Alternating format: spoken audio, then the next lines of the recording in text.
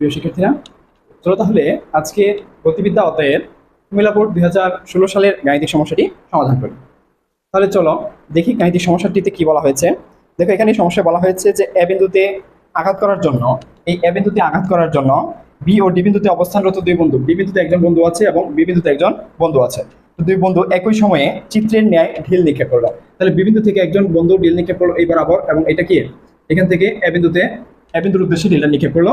আর D বিন্দু থেকে একজন বন্ধু অনুভূমিক বরাবর দেখো ঢিল নিক্ষেপ করলো, এটাও কি এ বিন্দুর উদ্দেশ্যে। হ্যাঁ, জির মান এখানে দেওয়া আছে 9.8 মিটার পার সেকেন্ড স্কোয়ার। তাহলে প্রশ্ন বলেছে কি বি বিন্দুতে অবস্থানরত বন্ধুর নিক্ষিপ্ত ডিলটি, বি বিন্দুতে যে বন্ধু আছে এই তার নিক্ষিপ্ত ডিলটি 0.2 সেকেন্ড পর বেগ কত হবে। এটা তো তোমরা সবাই পারার কথা, কারণ এই দেখো যে টি সময় পর বেগ, তাহলে বেগের দুইটা উপাংশ নির্ণয় করবো আমরা। ভি এক্স ইকুয়াল টু কি V naught cos theta naught, আর উলম্ব উপাংশ কি ভি ওয়াই ইকুয়াল টু কি V naught sine theta naught minus g t. তাহলে এই টির মানটা এখানে বসাবো হচ্ছে 0.2 সেকেন্ড, আর ভি নটের মান হচ্ছে কত বেগে নিক্ষেপ করা হয়েছে 10 মিটার পার সেকেন্ড বেগে। ওকে, তাহলে 10 মিটার পার সেকেন্ড দেবা। আর নিক্ষেপণ কোণের মান এখানে দেওয়া আছে হচ্ছে 35 ডিগ্রি। নিক্ষেপণ কোণ কত? থিটা নট হচ্ছে নিক্ষেপণ কোণ, থিটা নটের মান হচ্ছে 35 ডিগ্রি। তাহলে বলা হয়েছে যে এত সেকেন্ড পর বেগ কত, তাহলে এই মানগুলো বসাবো। বসে টি সময় পর বেগের নির্ণয় সূত্র হচ্ছে V equal to root over V X square plus V Y square. যে মানটা আসবে সেই মানটা হচ্ছে কি এই 0.2 সেকেন্ড পর বেগের মান নির্ণয় সূত্র। বুঝতে পেরেছো? তাহলে এটা তো খুব সহজ অঙ্ক, প্রায় অঙ্কে গ নাম্বারে এরকম অঙ্ক থাকে। এটা খুব সহজে তোমরা সমাধান করতে পারবে। ঘ নাম্বারটা আমরা দেখি, তাহলে এটা মুছে দিচ্ছি আমি, তোমরা মান বসিয়ে অঙ্কটা করে নিও। হ্যাঁ, ঘ নাম্বারটা দেখো। ঘ নাম্বারে কি বলেছে? ঘ নাম্বারটা হচ্ছে কোন বন্ধুর নিক্ষিপ্ত ডিলটি এ বিন্দুকে আগে স্পর্শ করবে। দুইজন বন্ধু যে দুইটা ঢিল নিক্ষেপ করলো, এই দুইজন বন্ধুর ঢিলের মধ্যে কোন বন্ধুর ঢিলটি এই যে এ বিন্দুকে আগে স্পর্শ করবে। আগে বলছে, তার মানে কি সময় নির্ণয় করতে হবে, আর এই এ বিন্দুতে স্পর্শ করবে কিনা, মানে এ বিন্দু দিয়ে যাবে কিনা সেটাও নির্ণয় করতে হবে। বুঝতে পারছো? তাহলে আমরা দেখি এখানে বি বিন্দুর ক্ষেত্রে, দেখি আমরা বি বিন্দুর ক্ষেত্রে দেখো নিক্ষেপণ বেগ দেওয়া আছে কি ভি নট সমান কি 10 মিটার পার সেকেন্ড।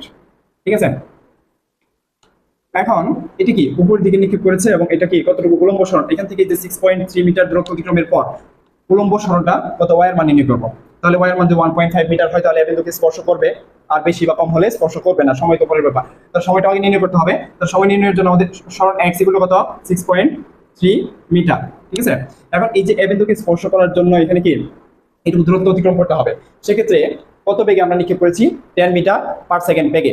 ঠিক আছে, তাহলে 10 মিটার পার সেকেন্ড বেগে যেহেতু নিক্ষেপ করেছি, তাহলে এখান থেকে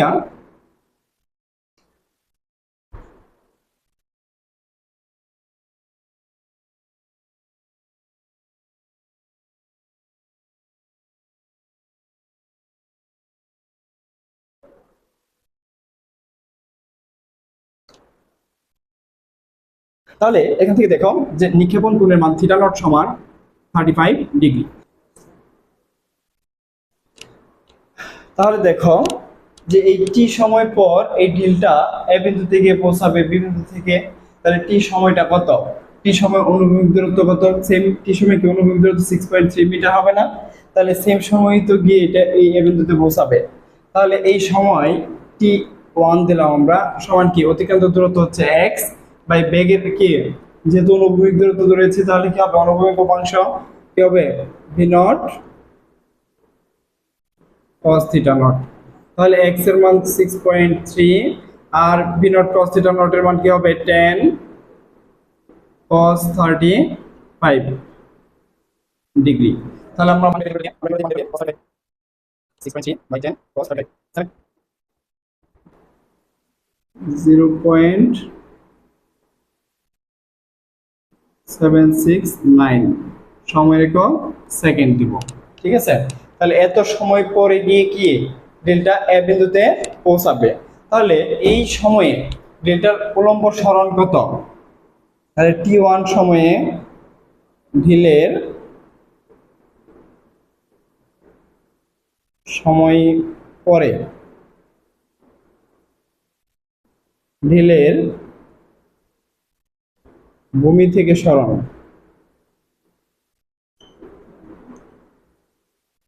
সরণ বা উচ্চতা যেটাই লিখো,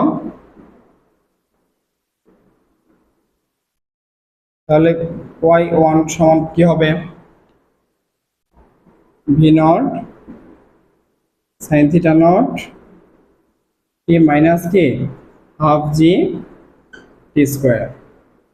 31 সময় তো কি এটা ওই বিন্দুতে গিয়ে পৌঁছায়, তাহলে এই t1 সময়ে পরে কি এই উলম্ব সরণটা কি হবে, অর্থাৎ এসি উলম্ব সরণ দেখি 1.5 মিটার বা তার চেয়ে কম বেশি হয় কিনা।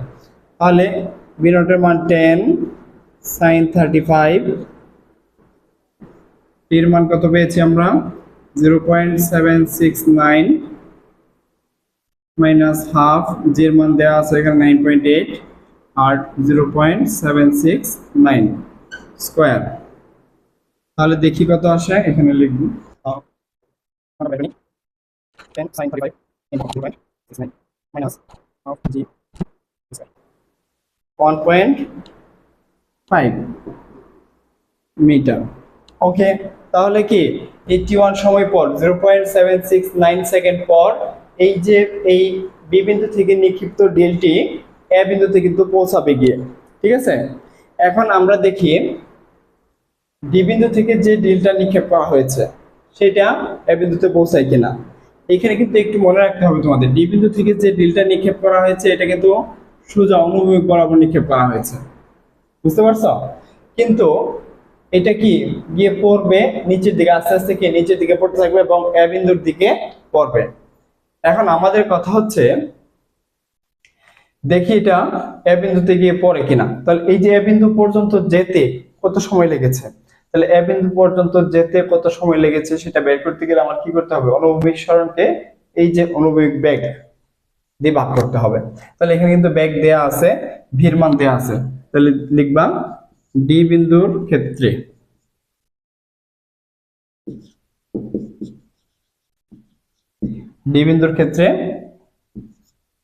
বেগ ভি ইকুয়ালস কি ভি প্রাইম দেবা 10 মিটার পার সেকেন্ড। ওকে, 10 মিটার পার সেকেন্ড। আর অনুভূমিক সরণ তো এক্স ঠিকই থাকবে। এখান থেকে আমরা সরণটি সময় টি টু নির্ণয় করি, টি টু সমান কি হবে এক্স বাই ভি প্রাইম। তাহলে এক্স এর মান 6.3, কারণ অনুভূমিক সরণ তো সেমই থাকবে 6.3, ভি প্রাইমের মান 10, তাহলে 0.63 সেকেন্ড। এত সময় পরে গিয়ে কি হবে, এটা এ বিন্দুতে গিয়ে পৌঁছাবে বা এ বিন্দু বরাবর যাবে। এখন কথা হচ্ছে ডেল্টা তো আমার এইখান থেকে কি এই যে এখান থেকে ছুড়ে দেওয়ার পর এটা কি আস্তে আস্তে নিচের দিকে নামবে না। তাহলে আস্তে আস্তে নিচের দিকে নামলে এইখান থেকে যখন কি নিচের দিকে নামতে থাকবে, নিচের দিকে বেগের মানটা কত, নিচের দিকে বেগের যে অংশটা থাকবে এটার রূপাংশটা আগের শুরু থেকে কত হবে, 0 না। কারণ এই যে বেগে নিক্ষেপ করেছে 10 মিটার পার সেকেন্ড, এটা তো এই অনুভূমিক বরাবর, এই বরাবর। তাহলে এই নিচের দিকে তো বেগের কোনো রূপাংশ ছিল না, তাই না। তাহলে নিচের দিকে আস্তে আস্তে নামতে থাকবে কি 0 থেকে শুরু করে আস্তে আস্তে বেগ বৃদ্ধি পেতে থাকবে। তার আদি বেগটা হবে কত, 0।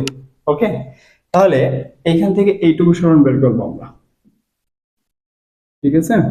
এইটুকু সরণ বের করবো, এইটুকু আমরা ধরলাম কত, ওয়াই প্রাইম। তাহলে দেখো ওয়াই প্রাইম সমান কি হবে,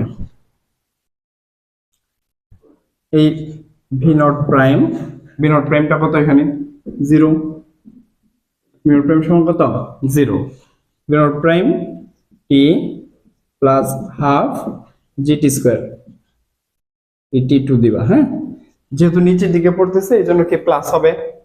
তাহলে এই বি নট প্রাইম তো 0, তাহলে টি টু দিয়ে গুণ করলে কি 0 হয়ে যাবে, প্লাস হাফ 9.8 0.63 স্কয়ার। তাহলে দেখি আমরা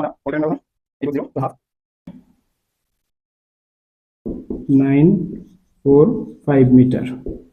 তাহলে এখানে ওয়াই প্রাইমের মান এইটুকুর মান পেয়েছি 1.945 মিটার। তাহলে দেখি তো এখানে এই কতটুকু বাকি আছে, এই যে ওয়াই প্রাইম এইটুকু নিচে নামছে, তাহলে এ বিন্দুটা ভূমি থেকে কতটা উপরে আছে 1.5 মিটার, ঠিক আছে।